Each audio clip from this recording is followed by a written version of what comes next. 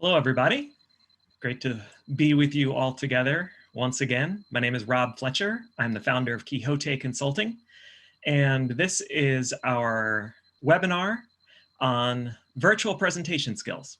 So a little bit of background on Quixote Consulting. We do a lot of virtual coaching, team development, team training, team building, solo, team, you name it, we do it. And this is a slice of a version of the presentation skills workshop that we present. And as such, we only have a short amount of time together. We only have about a half hour. This is really going to just focus on the virtual aspect of presentation skills. So for example, we won't be getting into standing, how to stand, for example, doing something live, or using stories and emotions and things like that. There's just not enough time. So we're just really going to focus on how do we use this technology, because for so many people, this is brand new for people. So this will be recorded and we will eventually get it to you, not right away, but we'll be able to, as soon as we can, we'll get it to you. You'll also be getting a PDF of the overview of all of the material in here. So some of these slides might be actually a little bit busier than I would use in an actual training, but just so you understand what kind of material you're getting, I'm putting them on there. We are going to, you don't need to now, but during this call, we're going to have a little fun interactive with each other in breakout rooms, checking out how we look, our Zoom, our video capabilities and our audio capabilities. So if you can, make sure that you know how to turn your video on. You don't need to do it now, but if you, and everyone is muted, so you don't need to try to unmute yourself because everybody's muted. Because there is one to many today. So until that happens, you can just hang out, but know that that is going to happen. If you are calling in on your phone, no problem. Obviously, you won't be able to see what's happening, but you will be able to hear each other in those breakout rooms. And so hopefully that'll be wonderful for you. Let's see, did I miss anything? I have little notes to myself.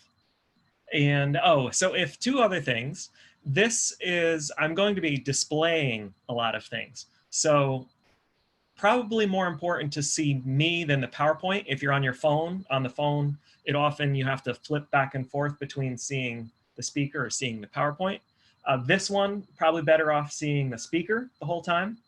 And then you also may want to play with, for example, in mine, most of the screen is the PowerPoint. And then the top part is me, or maybe a few other people. But you can pick active speaker mode, and then it'll just be me, pretty much right here in the middle. And you can drag that down or make bigger. I do recommend doing that because, especially when I'm demonstrating some things. So here is a quick question for you to put into chat. And chat is a great way to keep things interactive as possible, even when it's not possible to be interactive. So for example, when we're doing 3-hour trainings, virtual trainings, highly interactive, everybody can see everybody else, and we're going back and forth and having good discussions. On this, again, it's one to many. So what are ways that you can to have people be more interactive? You can use chat as one definite way that you can do it. So whether you write it in chat now or not, it's great for you to know, to think, I'm going to filter all this material through my setting, my topic. So weekly meetings with my team. There's your setting, and the topic is weekly meetings. Whatever it might be, put it in chat now, and then we'll get moving. We're going to spend the most amount of time, probably a third of our time together. And a quick note on timing is we started at 1 o'clock Eastern time. I'm going to go through the bulk of the material until 1:30. This is one of those where it may go just a touch over, but I will make sure that you get all the material if you do need to leave promptly at 1:30. And then I will be on hand for question and answer, as always, and live question answer. And that's very much fun for me, and hopefully for you too, where I answer all the crazy or wonderful questions that you have about this topic. So I'm happy to be on for an extra 15, 20 minutes if necessary. There's often a lot of questions with virtual presentations.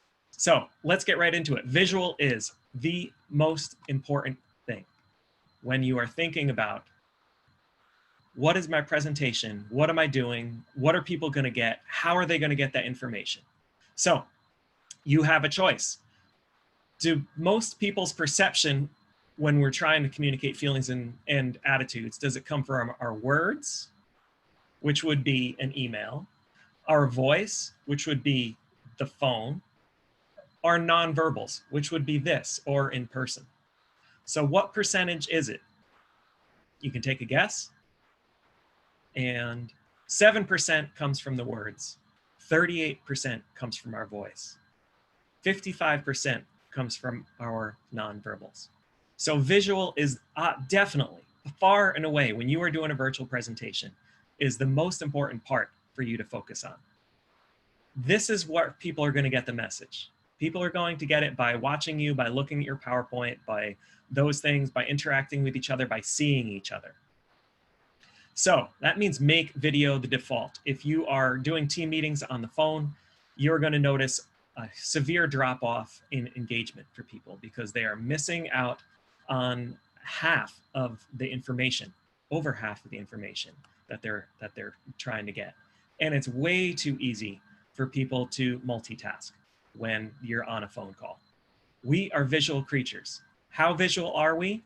More than 50% of the cortex, which is the bark-like substance that you see, you can visually see when you look at a picture of a brain or a model of a brain. What you're really seeing is the cortex, is the outer covering of it.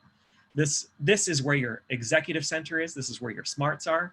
50% of your executive center is just figuring out what's going on visually. Even words are little visual pictures that our cortex deciphers into words. In other words, the eyeballs lead the brain, guide the brain. So look at this, look at these two things that are on the PowerPoint and think about which one you will more easily remember, which one gives you more information. My bet is that it's going to be the visual. It's helpful to have the words in there too, but it's really helpful, especially, we're going to talk a little bit about PowerPoint too later, to back up, reinforce. Now here's the fun part for me. I get to demonstrate what things look like doing well and not so well. So your camera, first thing is to know where your camera is located. So for me, I have a laptop and I'm pointing to the pretty much center top of the laptop. That's where the camera is. If you can, make the camera the same height as your head. In other words, if this is a laptop and I'm using a laptop, don't put it on your lap. Otherwise you look like a giant and you give people a really good view of your ceiling. Much better to have it pretty much straight on as much as possible. So my desk isn't high enough for that. So I have a little cork yoga block that I put under there, which does a pretty good job of it. And then sit close to the screen. For the most part, I have not seen anybody sit too close to the screen. Sitting close enough to the screen usually means pretty much the top of your head is either touching or just about cut off so that you get the full effect. You can think of what does it look like when you are watching TV.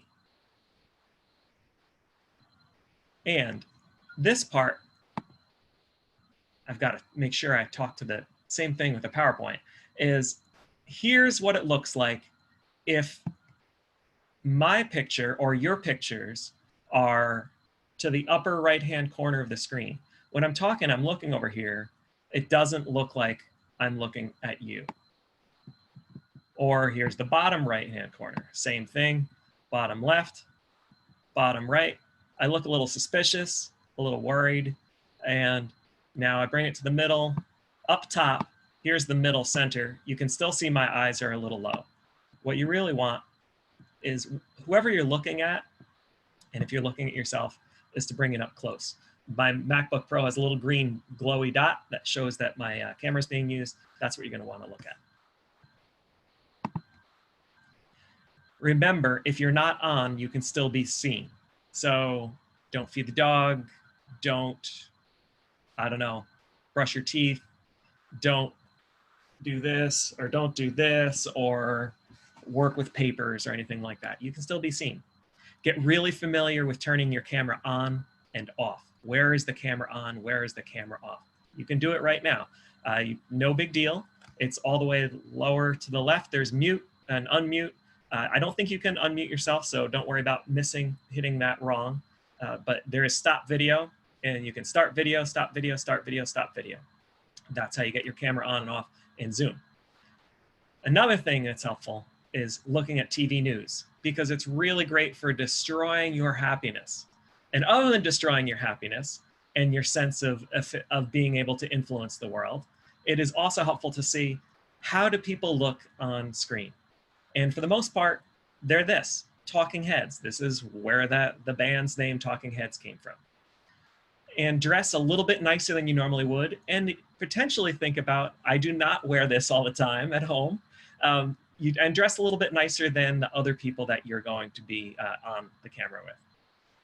And then the question is, top and bottom, or just top? And the problem with just top is something like this happens. And this is classic newscaster back in the day. Those lights are super hot. So they may be wearing boxers, they may be wearing shorts or something on the bottom when you're watching folks. They are probably not drinking scotch, but you never know. Look at the camera as much as possible, or failing that, look at yourself up in that higher spot. Here, I'll demonstrate. I'm looking at the camera now. Look at where my eyes are. Does it look like I'm looking at you?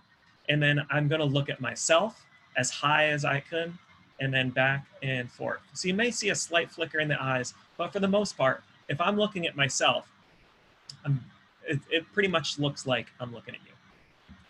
And then unconscious gestures versus conscious gestures when you're using your hands. A lot of people just talk with their hands. Just will be talking. You can see people on their phones walking somewhere and their hands are flying, even though nobody can see them. So it's distracting if you're on and you just see this every once in a while. But when you want to use hand gestures, to me, Zoom or any virtual meeting technology that you're using is much more effective than being in person. So for example, here's me in life. You know, we're talking live and something like that, and we're using this, or it's about this much. Gestures kind of work, but they really work if you are this close and you can choose like, okay, just the top third or a top fifth, top quarter, or it's about this big, or it's over on this side, whatever it might be. If you want to be like Alex Trebek and use your hands a lot like that, or you want to give people a thumbs up when you are responding to something in a meeting, it's wonderful, or a heart or something like that, or can't hear you, things like that. Check how you look anytime.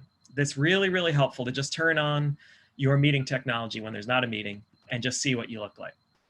There is also a touch up my appearance option, which is a little bit of a de-ager, not a total de-ager, but it doesn't make you look like a baby, but it does help. So in Zoom preferences, you may want to click the touch up my appearance option.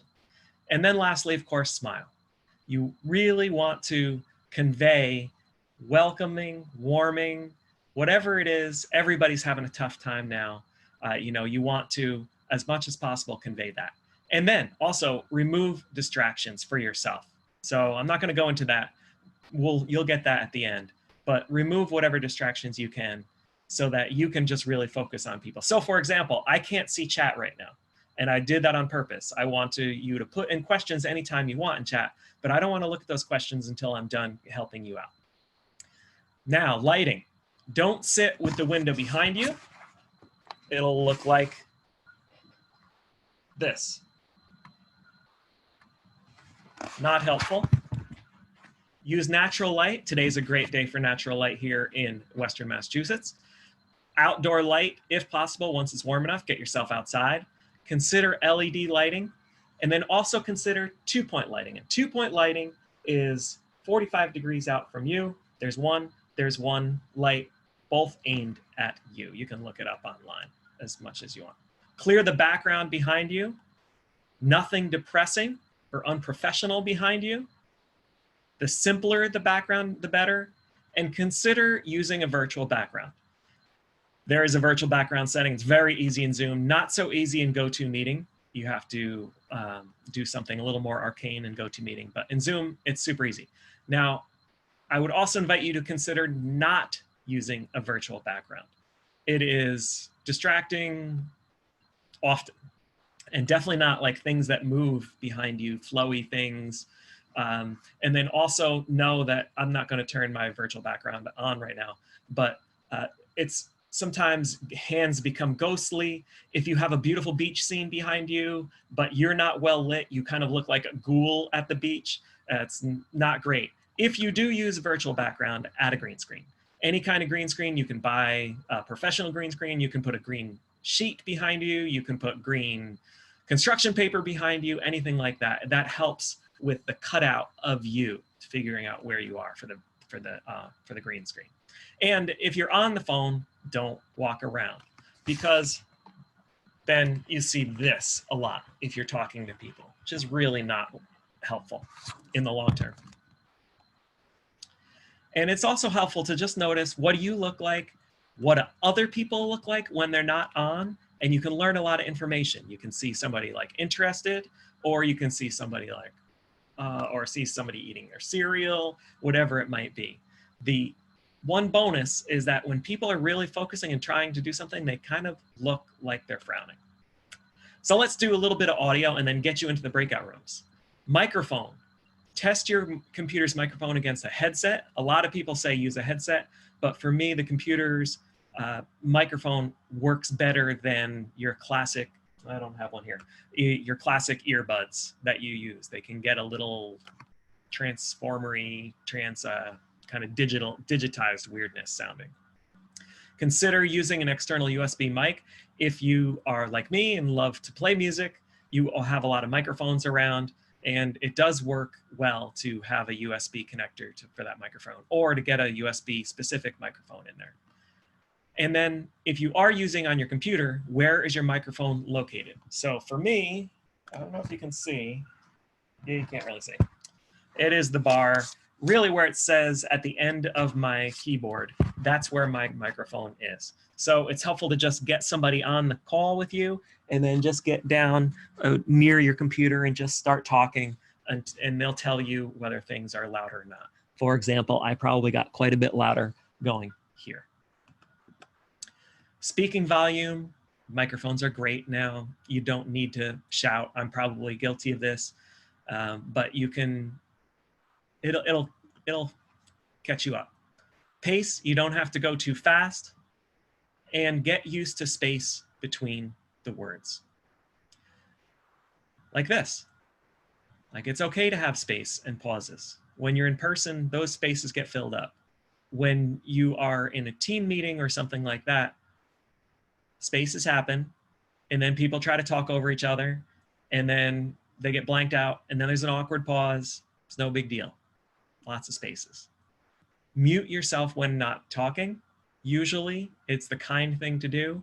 And the easy way on Zoom anyway, GoToMeeting doesn't have this. The easy way to unmute yourself is to just press the space bar down, and then you can talk, and then you can let go of the space bar. So you can try that in this little breakout room that we're going to be doing in a minute. Get really familiar with how do you mute yourself, unmute yourself, especially if you have stuff going on in your house. If you have kids, you have dogs, you have the garbage truck going by, whatever it might be, and you want to minimize distractions, it is really helpful to be able to know how to mute yourself. It is also helpful to get an application called CRISP, K-R-I-S-P, and that will mute your and others' background noises that are unwanted for the most part. It's free for the entry-level version of that. If you're the host, get really familiar with muting everybody, unmuting everybody, and think about your room quality, and lastly, smile. Even if they can't see you, they can hear the smile in your voice. Practice audio only. Just like you practice the video, you look at it, you can practice the audio only. Now, let's get to our breakout rooms, because I'm just a little bit behind schedule. I got excited today. So breakout rooms, here's the way this is going to work. We have going to have about 30 breakout rooms. So now if you can, go down and turn your video on. Get yourself ready. I'm going to unmute you in a moment, but not yet. You're going to be sent out with a magic button to be with 2 other people. And so there will be 3 people total, about maybe 2, maybe 3 people in your breakout room. This is not a chance for you to test your presentation skills. It's just a technology test. It's just checking out, okay, can you see me? How do I look? What happens when I'm like this? What happens when I'm like this? What happens when I'm like this? And can you hear me well? How about this? Maybe where's my microphone? Anything you want to do, just help each other out so that you have the maximum ability to get some feedback right now with people. What you're looking for is introduce yourself, get feedback on your visual. That's the most important part. Obviously, it's over 55% of where people get their info, audio, and then take turns. In 5 minutes, we'll be back together again. Uh-oh, people got scared. We have people dropping off left and right. So there will be, we'll see, we'll try to get you on a certain number of breakout rooms. We'll see you in 5 minutes. And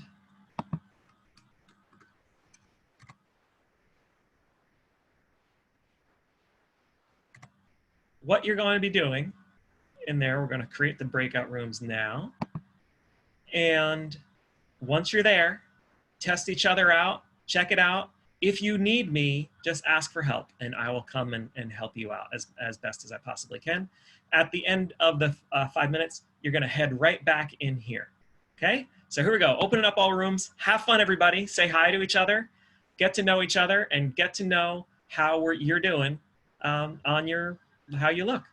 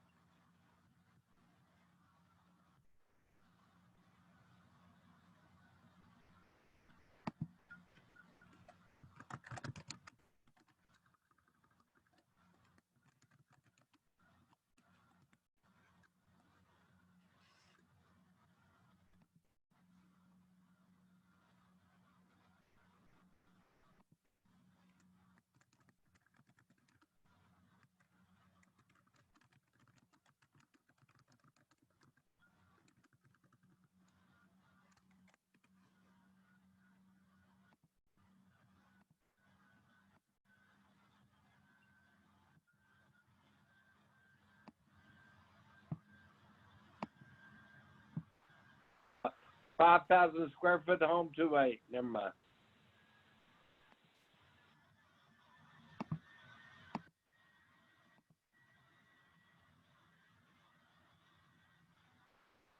Okay, everybody, welcome back.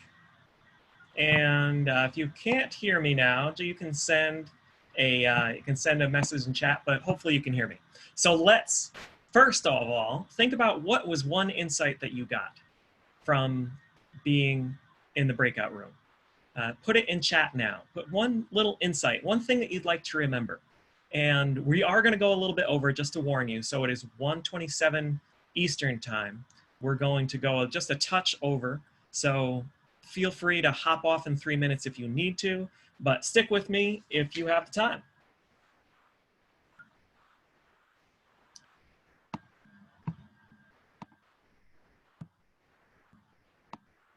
Great. Oh, I love all the insights. The insights are super, super helpful.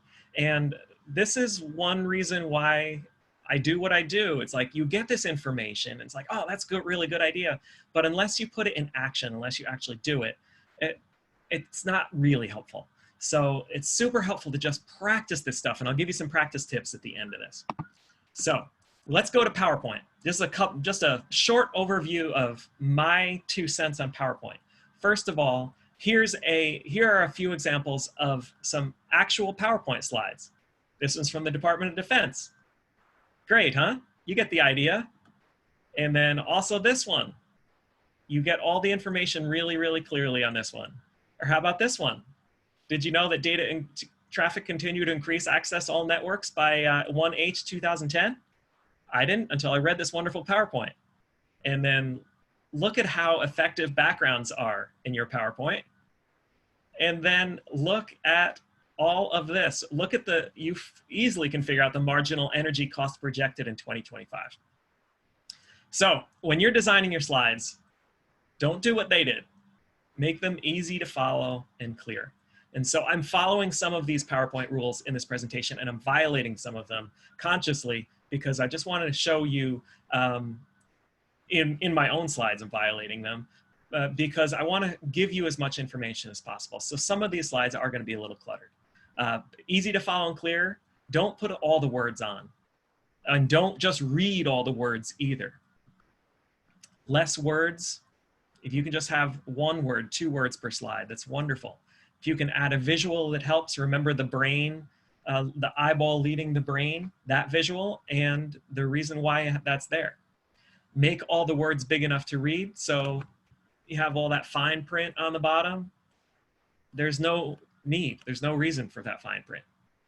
And a lot of people try to get everything in on 1 slide, and slides are free. Try to clear out the clutter as much as possible and get as concise as possible and directly to the point. Visuals are going to be more effective. We know that. It's where most of our brain works, on those visuals. Cut the clutter out. Make some empty space in the slide. And lastly, I recommend the book Presentation Zen by Gar Reynolds. Great, great stuff. When you are interacting with your PowerPoint, print it out, write simple notes, arrows on it. Here's mine. I printed it out, 4 to a page. This version, this way. I wrote lots of handwritten notes on it. I write the timing. I highlight the timing on there. Whatever's going to help you. If you have 2 screens, I do not. It is helpful to have presenter view in one so you can see what slide is coming up. So look at your notes, what's coming next, and all that kind of stuff. And then the other screen is going directly into your presentation software, your Zoom. Don't just read what's on there. Don't stare at the slide, because this is me staring at the slide. You can see where it is. It's even worse in person when it's like this. Don't stare at the slide, it says. Don't read from the slide. The back of the head is not the most effective. And then transition as smoothly as you can to what's next. So one way to do that, if you don't have 2 screens, is, for example, I had a little note to myself when I flipped the page over, bad PowerPoint is coming up next, all those examples of the bad PowerPoint. And if you can, I'm not going to do it because I don't know what the next slide is. I've had a lot of slides and a lot trying to pack in. Start discussing the next slide before you even get to it. There are lots of different possibilities for increasing the engagement, and I recommend you dig a deep dive into this and this page when we send it to you later. Here are some tips. You have 7 levels that I think of as practice tips, and which level you want to get on is dependent on how important this presentation is to you, how nervous you are. The more you can do it, the less nervous you're going to get. You want to be a little nervous, but not a lot nervous. And how often you do it. What's the payoff? If you do a lot of work up front, will this pay off in the grand scheme of things? Or is this just like something that you're only going to do? So the first level is very, very simple. You just you start a Zoom meeting, you can get a free account, start a Zoom meeting, nobody's on it, and you do your work. And every once in a while, you look around and see what you look like and try messing around with something until you get a little more comfortable with it.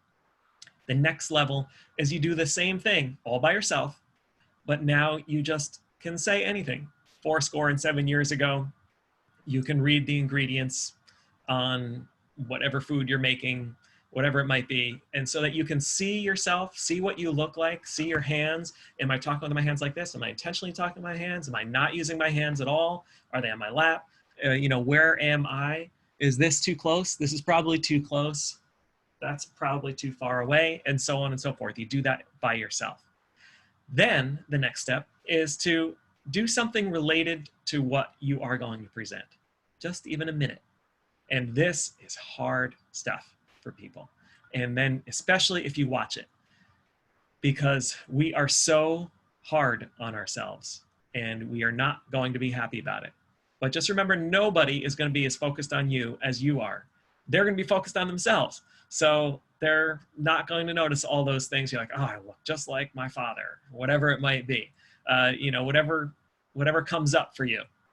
The next level, and this is definitely the next step out into the unknown, is to do something like this with somebody else, somebody trusted, somebody that is also maybe trying to learn how to do this stuff. Then the next step is to break it all down into segments. If you're doing a presentation, if I were doing this as a speech, for example, Google hires me, wants me to do a half-hour virtual speech on virtual presentation skills. They probably have better people than me to do it. But if so, I would, knowing how precious that half hour is, break it down into segments. This is broken down into segments. I haven't practiced each segment and then videotaped myself and checked it and stuff. But if it were a very, very, very, very high pressure speaking engagement, I would. And you pick your high pressure. The first time you've ever done it, that's very, very, very, very high pressure. The next level is to present your whole thing by yourself. See if you can do the whole, whatever presentation you're going to do, and you can learn a ton about that. The next level is not only to do this for people you trust, but that people that you're going to owe heavily, because it's going to be really boring for them to sit through your presentation if they are not engaged, if they don't have a skin in the game already. So you get their feedback, you thank them, you give them a gift certificate, something like that. Okay, so my final point for this is to be kind to yourself. Be kind to yourself. This is the scariest thing most people are going to do at work or outside of work. So one of the most scary things to do is put yourself out there, and especially virtually. It's bad enough in person. Virtually, it's even harder. But then the other is to be kind to each other. And I mean that in a general sense, but I also mean that in a very, very specific sense. Meaning, be kind to each other with length of meeting, with engagement in meeting, with making it fun, making it interactive. I had a client that wanted to put together a 2-day virtual sales conference.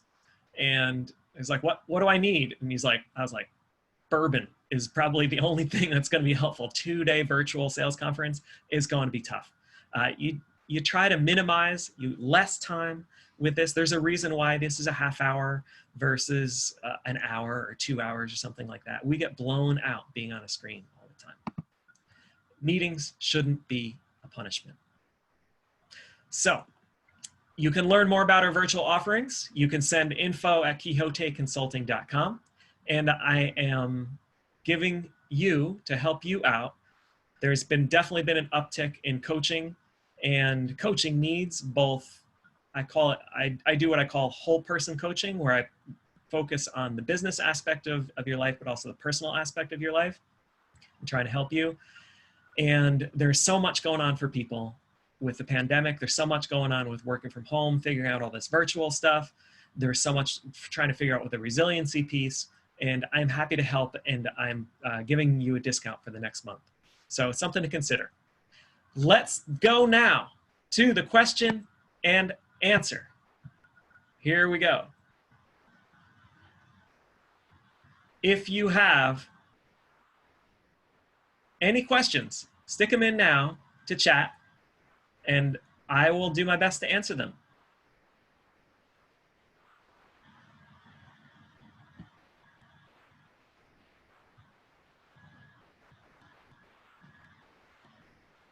Okay, sorry, I'm just scrolling through. How do you add music while presenting? iTunes, etc. First, you need to, in Zoom anyway, and we're going to be Zoom specific for this stuff. So how do you add music while presenting? And you go to the preference for audio, I believe it is, and then you click enable computer audio. So that's the first step. The next step is you go to screen sharing and do a screen share, and then advanced. And in there, you don't have to share your screen. You can share computer audio, and then you can play. If you don't do those annoying multiple steps, it sounds really weird and robotic, and it's not recommended. So, definitely play around with that with somebody else until you get it right, until you know that your computer audio is enabled. You can do it, but it is not like level 1, it's level 2 or level 3 in Zoom. Okay, next question is, how do I increase the volume once I am in Zoom? You increase the volume, nothing Zoom related. You increase the volume the way you would any other way on your computer. So for me, I have little speaking things, buttons on my computer that would go. What can be done to avoid reverb? So I'm assuming that you mean room reverb. And room reverb is best avoided by putting some sound soaking cloth up or down. So if you have hardwood floors like I do, you would want to put a rug down. If you already have a rug, but it is still reverby, for example, you have high ceilings or something like that, you can put up any fabric up on the walls. If you see behind me, those are my closet, that's fabric. So that hides the closet, what's the contents of the closet. It's not doors, but it also adds as a little sound barrier. And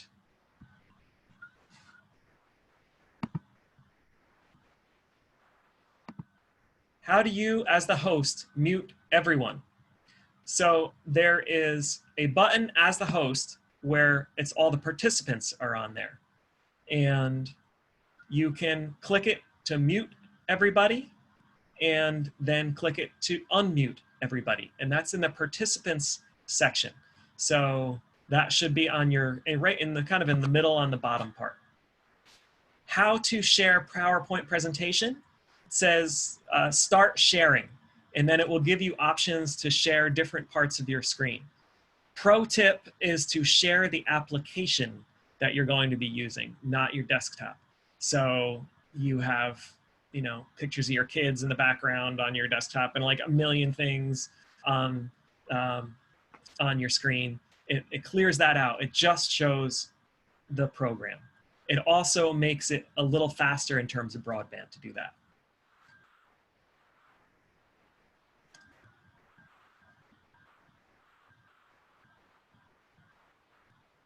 Lot of learnings from this. These are all learnings from the breakout rooms. This is great.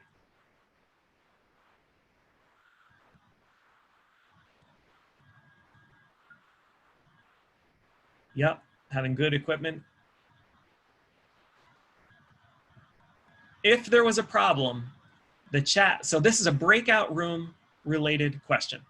If there was a problem, the chat seemed to be self-contained. Could you see the chat as host? The host cannot see chat in the breakout room, but you can ask for help.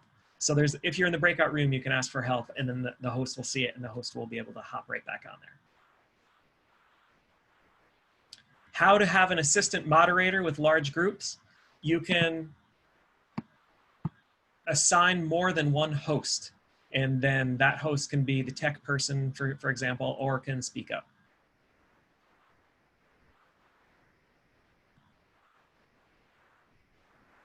Are you going to tell us how to do chat groups? I think maybe you mean breakout rooms. And so in order to do breakout rooms, you need to enable the breakout room function in your Zoom preferences. And then it shows up on the bottom, either in that bottom bar or towards the end of the bottom bar, there's something that says more. And then you click on that, and then there's breakout rooms. And then it's pretty easy to figure out. Lots of thanks. You are so welcome. Thank you for thanking me. There's an article I read yesterday about why we are so tired after using Zoom meetings. It is stressful, definitely. How do you include iTunes music? I think I did address that. How do you actually present the slides and your face at the same time? So this is something to just try out as a host on your own. And you can share your screen. You can start a meeting, not have anybody on it, and just mess with it. So you can start your screen share, but then as long as your video is enabled, you will also see yourself. And it may either be on the side, on the bottom, or kind of on the top across the bar. And then I recommend you drag it to the middle. How does the host mute everyone? In the participants section, there is a button that says mute all. Are you using the Zoom webinar functionality? No, I'm not. If I used the Zoom webinar functionality, we couldn't do breakout rooms. And I think breakout rooms are super important. I don't think webinar technology is worth extra money. In fact, I think you should pay less for it. You said that they can still see you if your video is off. True, really? No. What that means is people forget that they're on video, and they start doing what they normally would do in a meeting, for example. So, like in a meeting, you're looking at the person talking. You're like, okay, that person there at the end of the table, there they are. They're talking. Everybody's looking at them. So you can be like looking at your phone, maybe at your seat, or so whatever things like that. You can type something or whatever it might be. You can answer something. You're there. You're right there. You're all in a string. So everybody's looking at you too, unless your video is off, of course. When you design your PowerPoint, do you think about the people on the right? And what that means is for that person, they had their people on the right-hand side. You can also have them on the top. Yeah, it's helpful to think about that. What is most helpful, I think, in terms of PowerPoint is to not rely so much on it that you're looking at it all the time, and knowing that, okay, maybe a little part of it, this will get cut off. And again, something to experiment with. How do you advance PowerPoint slides? The same way you advance PowerPoint slides just in life. So for me, it's just the buttons forward and back buttons. And probably, you could give it a try as long as it's in slide presentation mode or presentation mode, whatever it is. And then any tips on an outdoor virtual meeting? Yes, that's a great idea. I love the idea of outdoor virtual meetings. Always make sure that you're facing the sun as much as possible, or where the sun is. That's super helpful, because if you are outside and facing and have the light, you see everybody will look like that, and it's less wonderful. So you want to make sure that you're facing the sun if you can. And that's an old, basically, outdoor facilitator trick anyway. If you're in a group and you're in a circle, you face the sun so people don't have to squint, face the sun. So, and another tip is just like do it as often as you humanly can, because it will help mitigate the stress that we have of all this video. How can I show videos? Videos, you can do the same thing. You can screen share, so you can share your, you can share YouTube, for example. But then if you do that, make sure that your computer audio is enabled. And because I was on a webinar recently and somebody showed a clip from Inside Out movie, but it was like they didn't have their computer audio enabled and it sounded like robots for about 5 minutes. So it lost me. And how can you see who attended your webinar? You can see both who signed up for the webinar, but you can also see on the bottom the participants. You can click through there. And that's about it, I think. And then how to screen share. Screen share is all the way on the bottom. And there is share screen. I'll turn that, I will stop share now so you can see a lot more of me. Hey, and I can see people. Hey, everybody. And does it allow you to play the music and present at the same time? Yes, but it is sensitive to the volume of the music. So what that means is the volume, if you want people to hear you, you have to have your volume on your computer really low. Otherwise, it's gonna, while a song is being played. Are there other cool features in Zoom? Yes, definitely. Next question. No, just kidding. I don't know. There are tons of cool features in Zoom, and I think it's worth going through every setting and clicking and unclicking those settings and seeing what it does and figuring it out and trying lots of different things. And that's how I learned a ton of things, just both on my Zoom application, but then going to using my web browser and then going to zoom.us and then going to my preferences. There's a ton more in there. Recommendations for demonstrating active movement with the delay of internet connections or left to right mirroring. So I'll do the left to right mirroring first. There is just something to click in Zoom where it mirrors. So for example, this is my right hand. And so you see it on the right hand or the left hand. You know. So mirroring happens for that. And, well, I just lost that. What was the, oh yeah, for demonstrating active movement with the delay of internet connections. It's helpful to have less things in the background, have the best internet connection you possibly can. But it is also helpful to have less things in the background, but not do a virtual background. The virtual background, especially for movements, it's ghost hands. Like this isn't seen, this isn't seen, this isn't seen, and then this is seen. So for example, Marcia, I see you. Can you do that? Can you do that with your hands? Yeah, so you can see it's like, it's a little harder with that. And like if you go like this and things like that, it cuts out. So if you are doing a lot of hand gestures, then definitely don't use virtual background and clean it up and use broadband as much as possible. For the most part, I think it's pretty good in terms of people being able to see hand gestures. Reverb while teaching piano lesson. So maybe, Amy, you mean you want reverb. And if you do, then you need to add it electronically, meaning that you need to put it like a reverb pedal. And actually, let me just, we have only got about 30 so people on here. I'm just gonna unmute everybody. And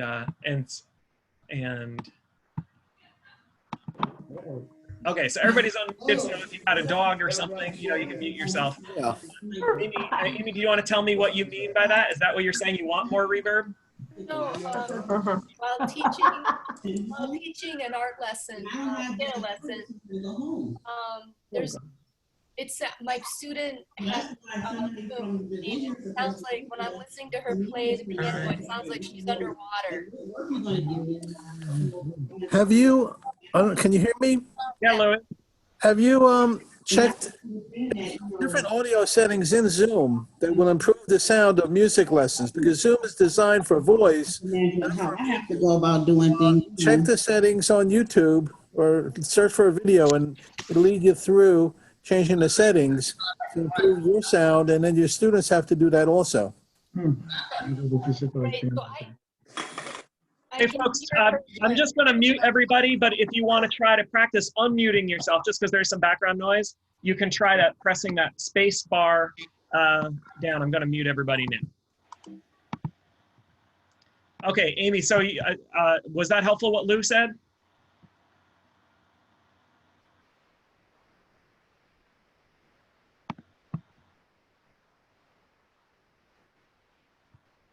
So Amy, just try pressing your space bar down. Anyway, okay. Well, oh, Okay. So when I'm giving a piano lesson and I hear the student playing, it sounds like she's underwater, even though my audio is clear. I'm wondering, is it the settings on her end? She has her phone set up right near the piano, and we tried moving the phone to different locations yeah. so that the sound that I'm hearing on her end doesn't sound like it's muffled and underwater. Yeah, like Lou said, like Zoom is really meant for voice. And so you may be butting up against the limitations of it. Does she have a keyboard or does she have a piano? A grand piano. Oh, grand piano. Yeah. So the only thing you can do is experiment with where's the microphone going to have at least be underwater. And also you may have to deal with it's going to sound like underwater to you, and you just got to decipher it. You know, like try a little harder, I guess. You know what I mean? To just be like, okay, no big deal.